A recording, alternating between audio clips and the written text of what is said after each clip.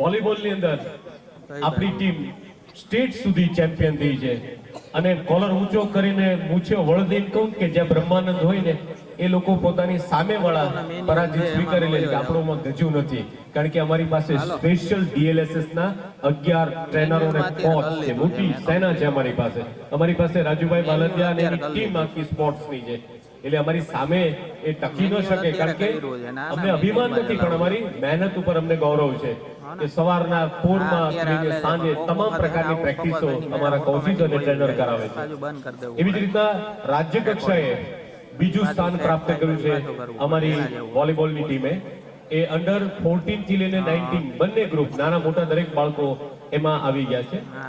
એવી જ રીતના શૂટિંગની અંદર રાઇફલ શૂટિંગ આપણા ગુજરાતની અંદર ઓછું છે. હા, ઘણી લોભામણી શાળાઓની જાહેરાત હોય છે કે અમે રાઇફલ શૂટિંગ કરાવીએ છીએ. તો આપ સૌ વાલીશ્રીઓની જાણકારી માટે સ્પોર્ટ્સ ઓથોરિટી ઓફ ગુજરાત ગાંધીનગરની મંજૂરી લીધા બાદ હથિયારો એ લોકો ખરીદે છે. કોઈ પણ એવી રીતના ખરીદી શકતા નથી, એની રેન્જ પણ બનાવી નથી શકતા.